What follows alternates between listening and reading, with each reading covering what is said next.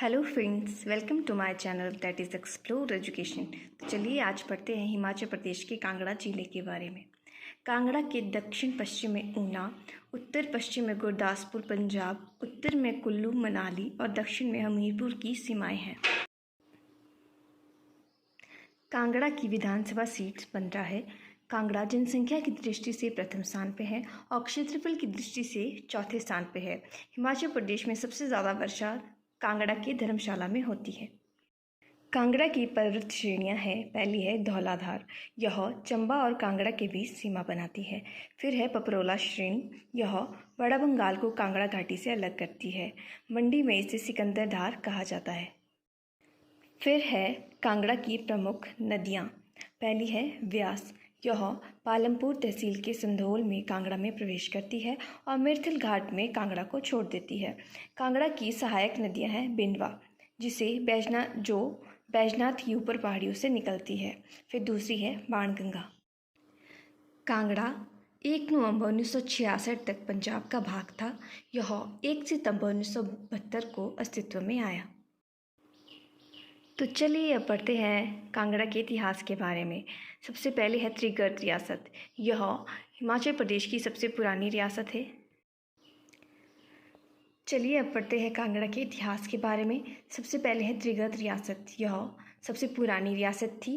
इसके संस्थापक सुशर्मा चंद्र को माना जाता है। महाभारत में यह पांडवों के विरुद्ध तथा कौरवों के पक्ष में लड़े थे। सुशर्मा चंद्र जो है कण्व वंश से थे।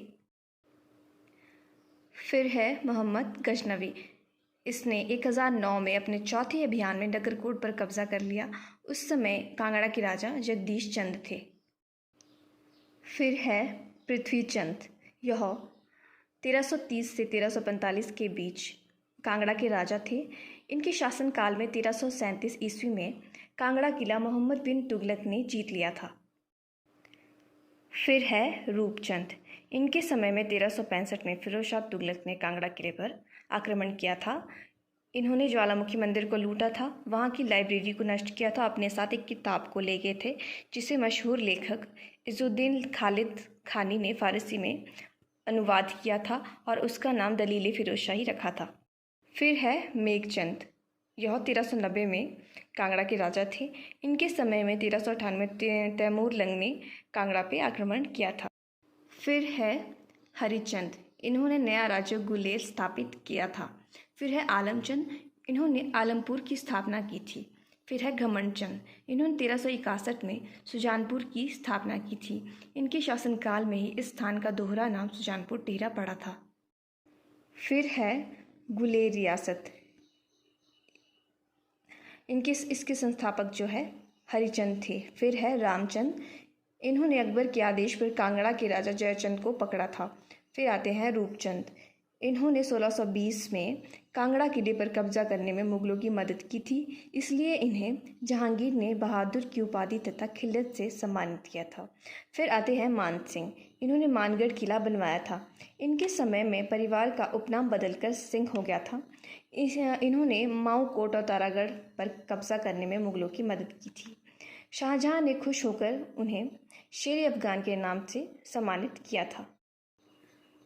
फिर आते हैं राजा बलदेव चंद, ये कांगड़ा जिले के पहले वॉइसरीकल दरबारी थे। फिर आती है जसवां रियासत, इसकी स्थापना 1170 ईस्वी में कटोच परिवार के एक राजा पूर्णचंद द्वारा की गई थी। फिर आती है सिब्बा रियासत, इसकी स्थापना शिवराम चंद द्वारा और अंतिम राजा जो है श्याम सिंह थे। 1848 में अंग्रेज़ों ने सिब्बा के साथ साथ उसके पड़ोसी राज्यों दतारपुर, जसवां और गुलेर को भी जीत लिया।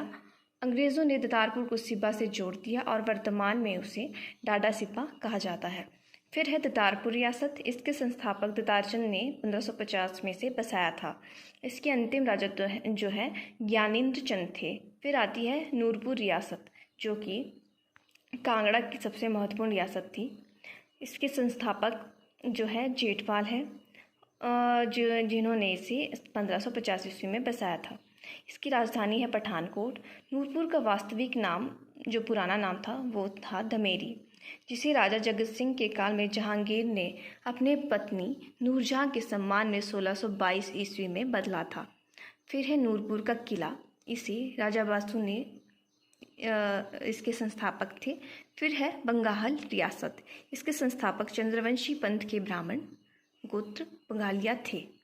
फिर आते हैं, तो चलिए अब पढ़ते हैं कांगड़ा की सबसे छोटी शाखा तथा रियासत जो थी कुटलेहर रियासत, जिसके संस्थापक जसपाल थे। तो चलिए अब पढ़ते हैं कांगड़ा की अन्य महत्वपूर्ण जानकारी के बारे में।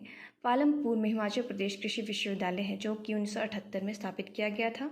मधुमक्खी पालन केंद्र जो है नगरोटा में 1936 में स्थापित किया गया था। धूप बनाने का केंद्र ज्वालामुखी में है जहाँ पे प्राकृतिक गैस के भंडार भी हैं। तो चलिए अब पढ़ते हैं धर्मशाला के बारे में। धर्मशाला 1849 में अस्तित्व में आया था। 1855 में धर्मशाला को जिले का मुख्य कार्यालय बनाया गया था। फिर है मैगलोडगंज।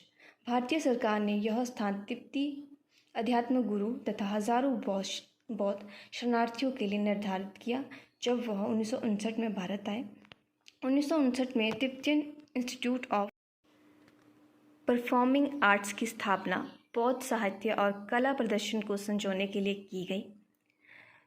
कांगड़ा का महत्वपूर्ण स्थान तथा मंदिर बैजनाथ है जिसे कीरग्राम कहा जाता था पुराने समय में। यह बिंदुगा नदी के तट पर बसा है जो व्यास की सहायक नदी है।